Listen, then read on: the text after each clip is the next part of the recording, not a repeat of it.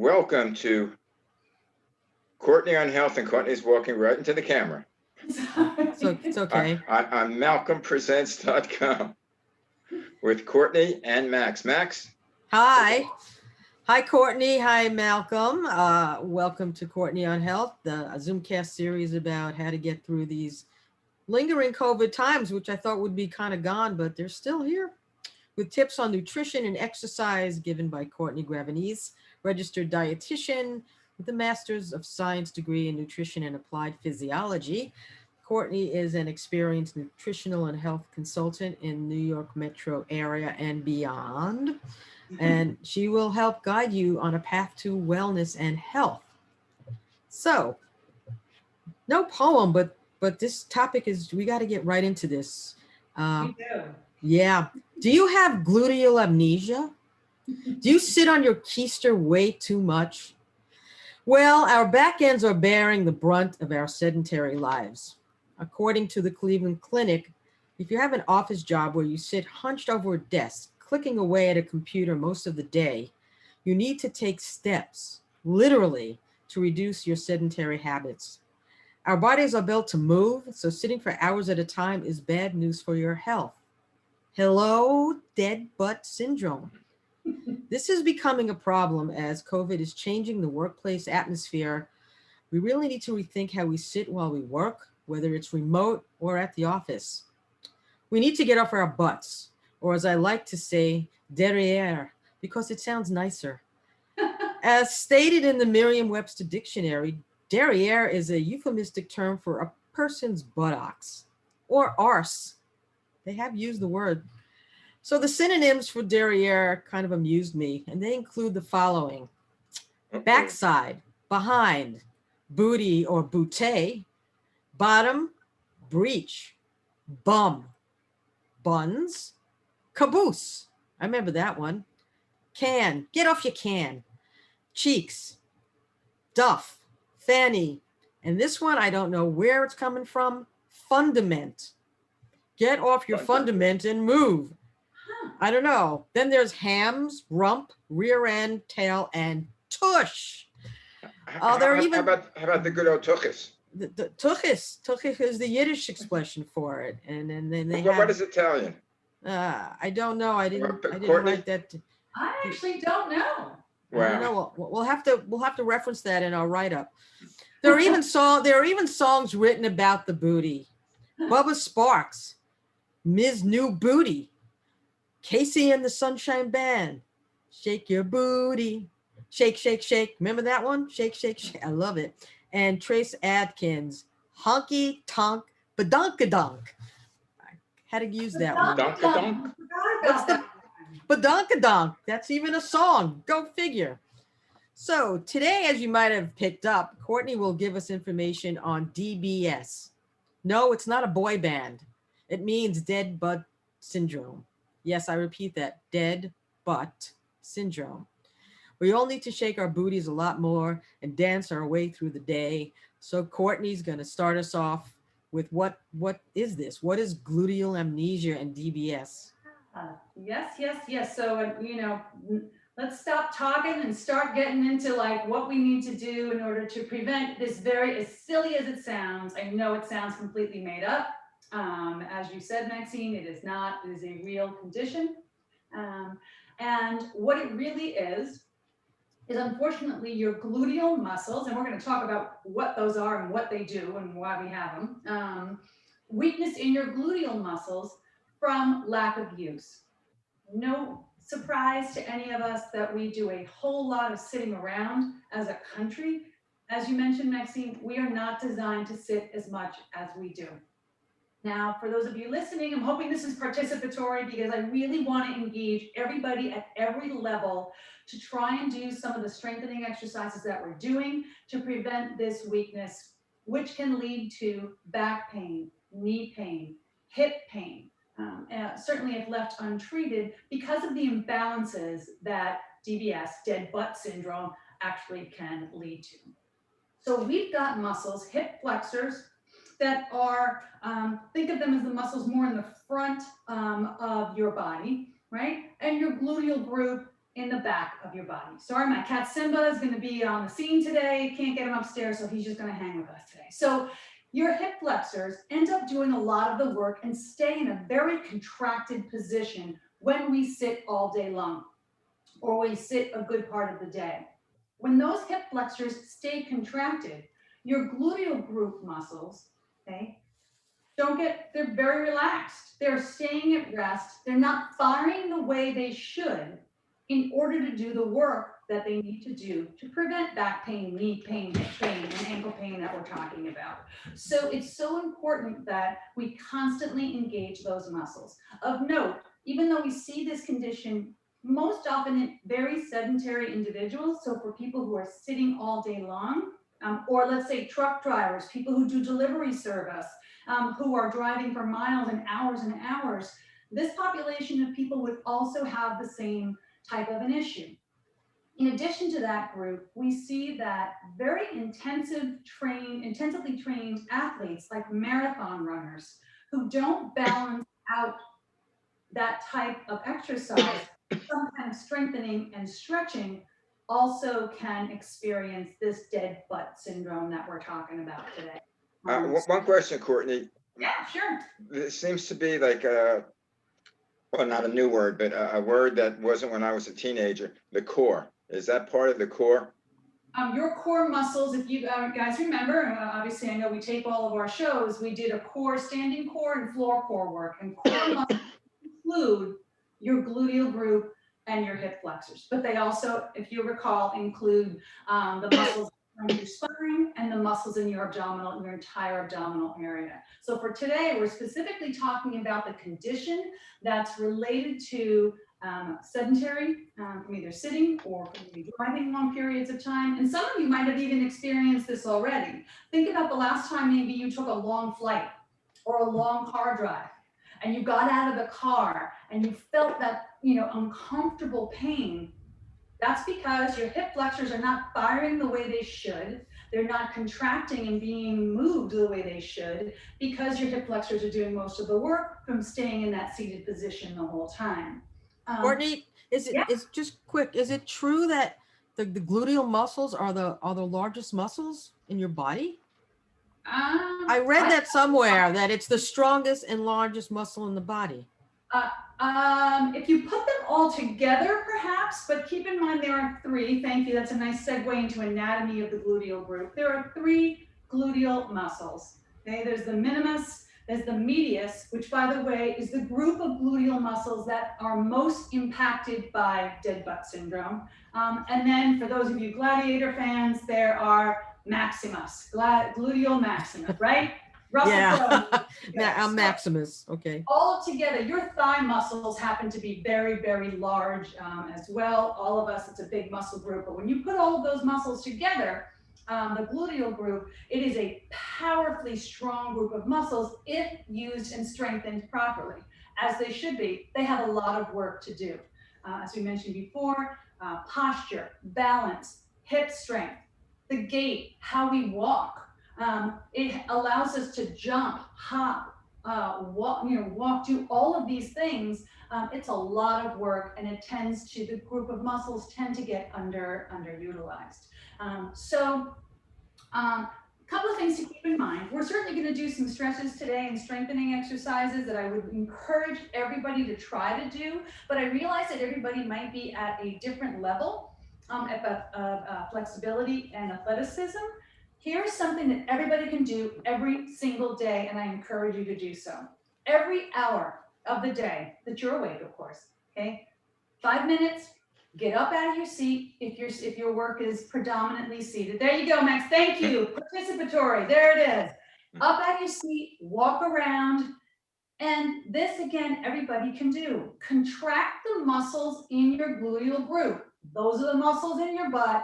What I mean by contract is tighten those muscles. You will feel them fire up, and I want you to hold that for at least 10 seconds. The longer the better. Hopefully you can do it a little bit longer than that. And then release. And do that several times during that 5-minute window. Again, these are two things that everybody can do. Get up and walk around, or most people can do. Contract those muscles as often as you can throughout the day from a standing position. It's not going to work the same if you're sitting down. Got to be from a standing position. I can imagine I can imagine in a large office, people getting up, sporadically, walking around and tightening up their butt. Well, if done discreetly, and assuming that you're not wearing in your office what I have on today, you're not really going to see it, which makes it beautiful because you can do it very discreetly and nobody sees what's going on. But it is a super simple, very effective way to keep those muscles engaged. Check your desk ergonomics. When we did our back care class, I know this was a long time ago, and we did those simple things that we could do at home and in your office to keep your desk ergonomics appropriate for total back strength. Check the way your chair is in relation to your desk height. So you always want those beautiful 90-degree angles that we spoke about during that session. So your chair, if I'm sitting in a chair, you want roughly 90 degrees, sort of knee down to the floor. Your quads are going to be about, or your hamstrings, your upper leg, is about as parallel to the floor as you can possibly get. That's the kind of alignment you want at your desk. You don't want to be sitting up on your toes, and you don't want your chair so low that your knees are up towards your chest. Making sure your legs aren't crossed. Think about it. The moment you cross your legs, you're automatically shifting the angle of your hips. That can certainly aggravate dead butt syndrome if you're suffering from pain to begin with. So those are the types of things everybody can try and do. Work desk, either whether at home or in an office. What does your desk space look like? Don't cross your legs. Contracting that group of muscles in your butt several times, many times throughout the day, and get up every hour, even if it's just for a few minutes, to try and move around so that your hip flexors, again, are not staying in that perpetually contracted position. Can you do anything while you're sitting at your desk? You can certainly, aside from making sure your legs aren't crossed and that your arms are in right alignment as well, you can certainly do gluteal contractions while you're sitting as well. You'll notice that you will feel the difference, and you won't get as great or as deep of a contraction, but you absolutely can do them while you're sitting. And I would encourage you to, if getting up. So for example, those truck drivers, those people who keep us moving in this country every single day, okay, they can't get up, they can't walk around. So for that population of people, keep doing it. Check your alignment, how your body is positioned against the steering wheel, and do those contractions while you're sitting. You're just not going to get as deep of a stretch as a contraction as you would if you were able to stand up. That's good to know. But it's kind of funny when you have an iWatch and you're driving your car and it says time to stand. you can breathe, but you can't do the time to stand really in your car while you're driving.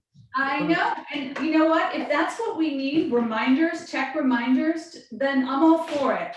Low tech, high tech, it doesn't matter what it is, as long as we're trying to really continually, strengthen those muscles throughout the day. Aside from the ones we spoke about that I think everybody can do, there are a group of exercises that I would encourage you to do that are particularly beneficial. Some of these overlap, by the way, with those core strengthening exercises we did earlier in the year, are particularly beneficial at firing up those gluteal muscles, in particular that gluteus medius, that muscle that's really affected by dead butt syndrome. One of them is called a hamstring stretch. These next exercises are done from a standing position. So I would encourage, for anybody who might be watching who has an issue getting down to the floor to do any kind of floor work, maybe you want to stick with these standing exercises because it might be easier to just take it from a standing position. But you think about the stretch, okay? So remember, if you took the skin off your body, and I know that's a gross way to think about it, you would actually see how your muscles work together. So one of the issues we see with dead butt syndrome is that what's happening, as we said, is that in a normal circumstance, as one muscle is contracting, The opposing muscle is allowed to relax and rest. And then back the other way. That muscle contracts and the opposing muscle rests. We don't see that in dead butt syndrome, and that's part of the problem. So what we want to do with something like a hamstring stretch is really get into a deep stretch. You're going to do this, of course, with both legs. I'm going to face my bent leg towards you right now. One leg is bent, doesn't matter which one, we're working both legs. The other leg is going to be straight out in front. Notice that the toe of that straight leg is pointing fairly up, close to up in the ceiling. Pressure on your bent leg. You never want to put pressure on a straight leg. It just doesn't have that much support or stability. Pressure on the bent leg. Sit down as if you're sitting in a chair. You will immediately feel that stretch from your gluteal group as it crosses over the hamstrings and all the way down your leg, but you will feel it mostly inside the hamstrings. It's an incredible stretch, relatively easy to do in terms of difficulty. So again, I would encourage most everybody to try it. Whatever we do to one side, you want to do to the next. For the sake of time, I'm not holding these stretches as long as you should. At a minimum, 10 to 15 seconds, but if you can hold it for longer, that's even better, okay? Generally, you want to do 2 to 3 sets of about, several repetitions of that nice deep stretch. So that's number 1, that's your hamstring stretch. The glute squeeze that we mentioned before, very simple, again, but it's worth repeating. Contract those muscles, feet, if you're standing, feet shoulder width apart, and you're literally just contracting the muscles, abdominal muscles nice and tight. Hold that contraction for about 10 to 15 seconds, and then you're going to release and then repeat it again. Squats, I know we did these when we did our core work. They are so effective for a variety of different body parts, but particularly tackling this DBS issue. I'm going to show you 2 different angles. Knees are just past shoulder width apart. Alignment is so key with squats. I can't tell you how many times I see people doing squats and their alignment is improper, and they're setting themselves up for injury in the long run. So feet shoulder width apart, abdominals nice and tight. Side angle here. Once again, use that sort of visual of trying to sit inside a seat, sitting down into a seat, right? So drop down, tailbone comes back, head is up, sit down and hold this squat. I'm going to give you the front view now, and you're going to hold here. Notice how your hips are dropping down just below your knees. This is where you hold the squat. Drive up through your heels, contract the muscles in your gluteal group, and repeat the squat back down. Again, you're working with 2 to 3 sets of repetitions like this. Always remember alignment, and always remember with the squat, you want to push, drive up through those heels. And if you're able to, hold that contracted glute squeeze as you're moving through the squat. Yeah, Courtney? Yeah. Sometimes I do the squat by leaning my back against the wall. So like a wall sit. Right. Because I find out when I do the squat without that, I guess because I'm not flexible, I lean forward too much. Well, that's where the sitting in the chair part comes in handy. Yeah. So I don't know if you've tried that, or quite literally, I don't have one nearby, keeping a chair behind you. And that becomes your visual cue for you, and you'll actually feel it. So you sit down, tap your buttocks in the chair, drive your heels back up, and try that as a way to try and get to that point. Okay, interesting. Fabulous, don't get me wrong. But if you're really trying to tackle the dead butt syndrome, the regular squat without the wall is going to be probably a bit more beneficial. Okay. We've done work with bands and loops before. So I just have a closed, I have a loop here, or if you only have an open band, you can certainly tie it, okay, to create a loop. And these are called our lateral walks. And what these are, okay, you're starting in that tuck position as if you were going down into a squat, and you're going to walk across the floor in that tucked position. These are highly effective at really tapping into that gluteal group to really strengthen those muscles and get them to fire more efficiently. So you want to work both sides. So you're going to walk to the right, you're going to walk to the left, give yourself a small break, and try and do 2 more sets as you move through there. So those are several standing gluteal strengthening and stretching exercises we can do. I'm going to come down to the floor, and I hopefully positioned my camera so that you can see this. Yeah. I think you can. So there's something called marching glute work from a bridge position. So a bridge, for those of you not familiar with it, you're going to start on the ground and you're going to come all the way down on your back. Hands are on either side, nose is up to the ceiling, feet are about shoulder width apart. Drive your hips up into a bridge. You want as much of a straight line as you can, handle.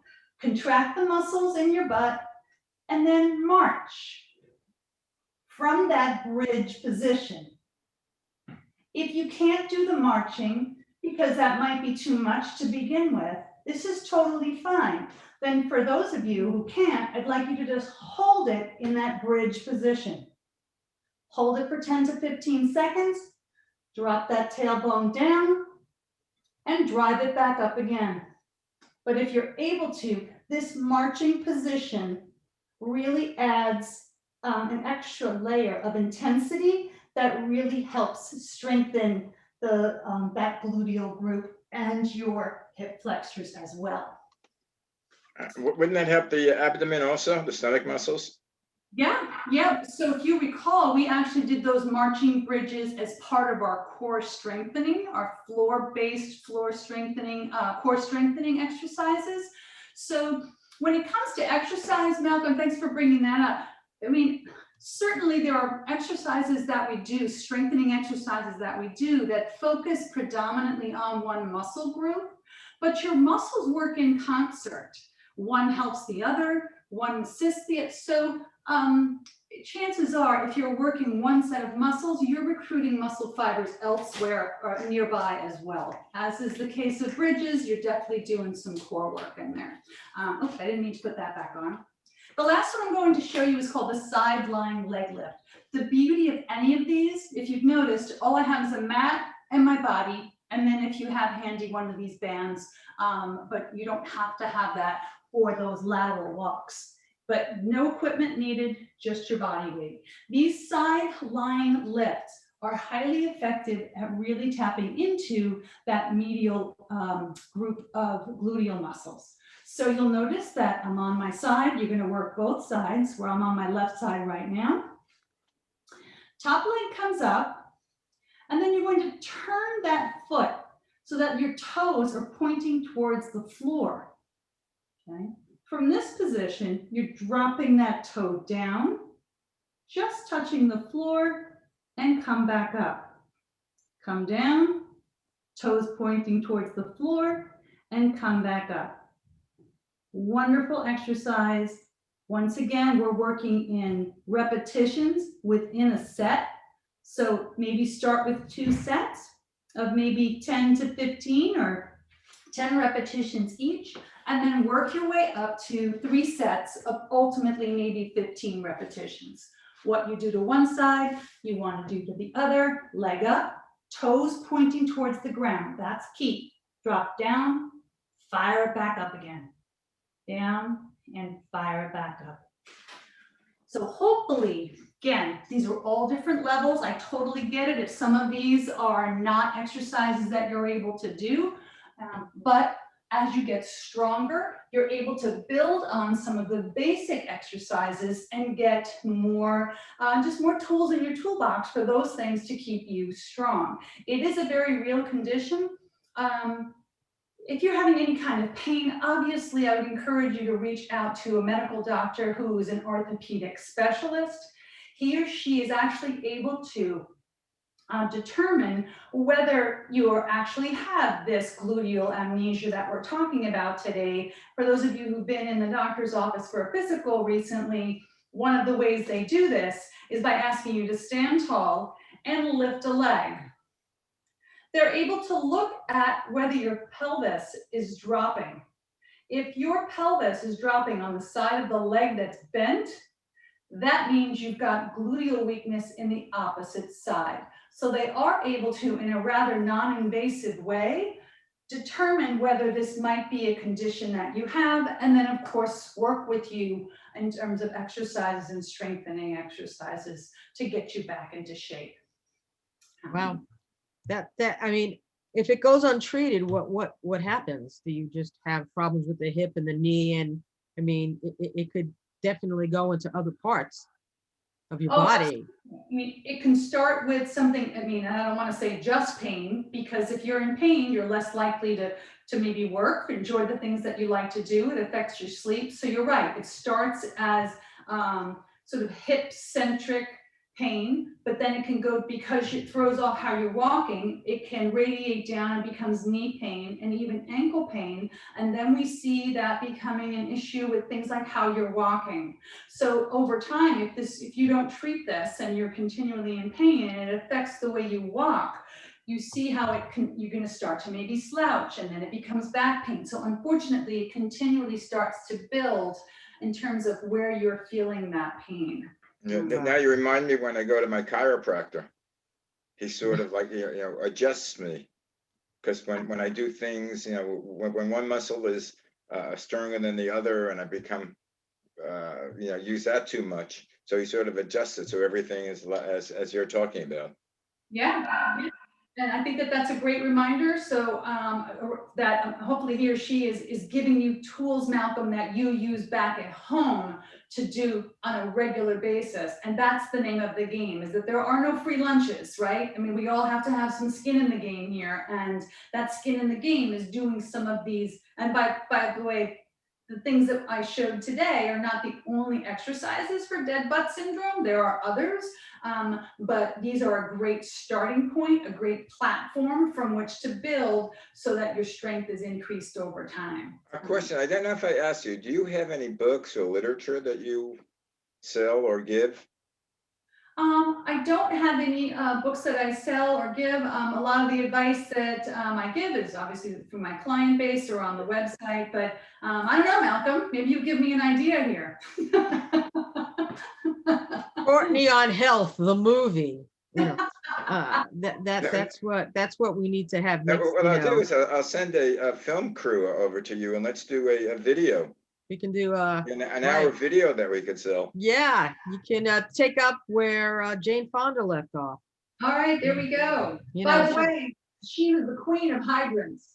Hydrants are also one of the nice, very powerful exercises for gluteal strength. And if I'm not mistaken, I don't know this for sure, but I think she was the pioneer woman of the hydrant. That was her brainchild. And she still looks good at 80. She's still amazing at whatever, 82 or 3. I mean, it's just remarkable. And she says that, she's in good shape now because of what she did with, starting those videos and the workouts. And she still works out a lot. So I'm reading a book called Keep Sharp by Sanjay Gupta, who's a neurosurgeon. Yeah. What's the name of it? I mean, basically he talks about dementia and Alzheimer and he gives the physical thing, the medical terms of it. But he said the best thing for delaying it is exercise. Yep. That was number one out of everything. I love it. There you go. So I think we are in people need to know that this is real, that it's not just the title of a movie, Dead Butt Syndrome. I don't know. And when I first saw it, I was like, and I was reading up on it. Just a quick thing in terms of people, and the statistic is like 74% of the average adult population is sedentary because they're at their desks or working, in jobs that are, keeps you sitting. Yeah. So there are things like standing desks, and these big kind of rubber ball sitting things now. I mean, are those things that can help? Absolutely. Standing desks, in fact, when I was going out in person to more companies, I saw this trend of more standing desks or hybrid, meaning that it could be adjusted. In fact, I bought my husband one for a gift, for his office, you know, in our home, one that adjusts. It's on a hydraulic little pump. Right. It's on top of an existing desk, so it can be, he could be seated, or people can be seated, or if you want to stand, you lift it up. It's a very easy maneuver, and you lift everything up. Those are wonderful, but I get it. You know, things can be expensive. I've seen people use exercise balls to sit on at work instead of a regular chair. Maybe they don't have one of these ergonomically designed chairs. In that case, perhaps the exercise ball might be a better option, as long as you're controlling your posture. It's not, you know, again, like, you know, you sit on the ball and suddenly your ills go away. You always have to check your posture. So the standing desk is great. Using an exercise ball is wonderful. Again, checking your alignment on how you're sitting at your desk. Maybe take a conference. I mean, with more people working home now, I hear this all the time. And honestly, even if you're working, the culture in offices now is very, very different. It is not, some are still super conservative, but I feel like it's a little bit more flexible. So you can take a conference call. Your phones are no longer attached to a wall, right? Everybody's got their phone. Do a walking meeting. Get on the phone and have your call. I mean, you know, assuming that you don't need a whiteboard there, or you're running the show from your laptop.